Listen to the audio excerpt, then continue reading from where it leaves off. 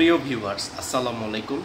আজকের বিষয়টি হচ্ছে অন্তর্বর্তীকালীন সরকারের প্রধান উপদেষ্টা ডক্টর মোহাম্মদ ইউনূস সাহেব পদত্যাগ করতে চেয়েছেন, সে বিষয়টি নিয়ে কথা বলি।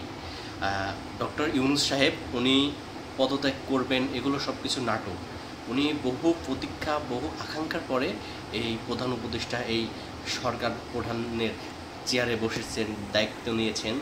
তো ডক্টর ইউনূস সাহেব বর্তমানে আমরা সবাই ওনাকে নিরপেক্ষ এবং ফ্যাসিস্ট আওয়ামী লীগ সরকারের পতনের পরে আমরা সবাই ওনাকে সাদরে গ্রহণ করেছিলাম।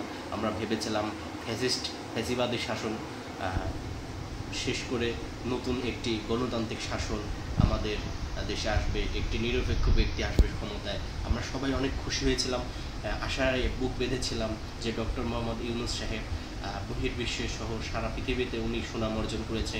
আমাদের দেশের এই গুরুত্বপূর্ণ চেয়ারে উনি বসবেন, আমাদের সকলের সঙ্গে উনি বৈষম্য দূর করে একটি সুশৃঙ্খল বাংলাদেশ উপহার দেবেন। কিন্তু আমরা কি দেখতে পেলাম? উনি বিগত সরকার শেখ হাসিনার মতোই স্বৈরাচারিতা শুরু করলো, ফ্যাসিবাদী শাসন চালু করলো। উনি শেখ হাসিনা যেমন আপনার প্রতিহিংসামূলক রাজনীতি করতো, এই ডক্টর ইউনূস সাহেবও সেম প্রতিশোধ নেওয়ার জন্য রাজনীতি করতেছে। ইউনূস সাহেব শেখ হাসিনার সাথে ওনার যেমন ঝামেলা ছিল, উনি আওয়ামী লীগ সহ অন্যান্য সাধারণ জনগণের উপরে উনি সেই প্রতিহিংসামূলক কার্যক্রম চালাচ্ছে। এবং ইউনূস সাহেবের লেলিয়ে দেয়া যে সমন্বয়ক নামধারী কিশোর গ্যাং, যে সন্ত্রাসীরা আছে, জঙ্গিরা আছে, তারা বিভিন্ন রকমের মব সৃষ্টি করতেছে, গুম খুম হত্যা, লাঠিপেটা, আতঙ্ক সৃষ্টি করতেছে, দেশকে অস্থিতিশীল পরিবেশ সৃষ্টি করতেছে, দেশকে লুটতরাজ করতেছে তারা। এবং কোনো কিছু হলেই এই সমন্বয়করা এটা করতেছে, সেটা করতেছে, এনসিপি, নাগরিক পার্টি, অমুক তমুক, ভক্কর চক্কর, কত রকমের কাহিনী করতেছে। এখন মূল বিষয়ে আসি। ডক্টর ইউনূস সাহেব কখনোই পদত্যাগ করবে না, এটা তার ছিল একটা পদত্যাগের নাটক। তারপরে নাহিদ গিয়ে, এনসিপির আহ্বায়ক নাহিদ গিয়ে বোঝাচ্ছে যে এটা ইউনূস সাহেব পদত্যাগ করবেন, উনি এই পদে আর থাকতে চাচ্ছেন না। তারপরে আমাদের এক ধরনের হলুদ কিছু সুশীল আছে, তারা বলবে যে না না, ইউনূস সাহেবকে দরকার, এটা সেটা এইটা। ডক্টর ইউনূস সাহেব প্রকৃতপক্ষে ক্ষমতালোভী ব্যক্তি, উনি কখনোই পদত্যাগ করবেন না। এটা পদত্যাগ করাটা সম্পূর্ণ নাটক। ইউনূস সাহেব সম্পূর্ণ রাষ্ট্র পরিচালনা করতে ব্যর্থ। ওনার অন্তর্বর্তীকালীন সরকার দুর্নীতিবাজ, ওনার অন্তর্বর্তীকালীন সরকার একদমই অযোগ্য, অপদার্থ।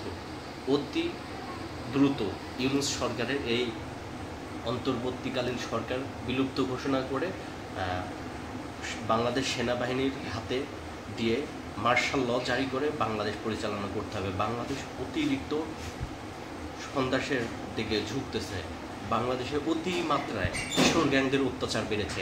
এই বাংলাদেশের থেকে এই কিশোর গ্যাংদের দৌরাত্ম্য থামাতে হবে, তাছাড়া এই দেশ থাকবে না। এই দেশ কিছুদিন পর আফগানিস্তান, ফিলিস্তিনের মতো হয়ে যাবে। এই দেশে মানবিক করিডোরের নামে এরা ষড়যন্ত্র করছে। মানবিক করিডোর কি? এটার কাজ কি? আর অন্তর্বর্তীকালীন সরকারের কাজ কি? উনি নিরপেক্ষভাবে স্বতন্ত্র কাজ করবে, উনি দেশে একটি সুষ্ঠু সুন্দর নির্বাচন দিয়ে ওনারা ওনাদের জায়গা মতো চলে যাবে। ওনারা কিসের সংস্কার বলতেছে? এই সংস্কারের মানেটা কি? দেশে মব সৃষ্টি হচ্ছে, বিচার ব্যবস্থা খারাপ, আইন কানুনের অবনতি হচ্ছে দিন দিন। এটা কি কোনো সংস্কারের চিহ্ন? কোনো কিছুই নেই। ইউনূস সাহেব এটা ক্ষমতায় থাকার জন্য এই ষড়যন্ত্র করছে। তারপরে ইউনূস সাহেবের এই লেলিয়ে দেওয়া সমন্বয়ক নামধারী সন্ত্রাসীরা তারা বলছে যে ডক্টর ইউনূস সাহেবকে জাতীয় সরকার করে 5 বছর থাকবে, অমুক তমুক। এটা সম্পূর্ণ একটি ফাঁদ পেতেছে। আমাদের এই ফাঁদে কারো পা দেওয়া যাবে না। দেশবাসী আমাদের সবাইকে সাবধান হতে হবে, সচেতন হতে হবে। ধন্যবাদ, সবাই ভালো থাকবেন এবং সুস্থ থাকবেন।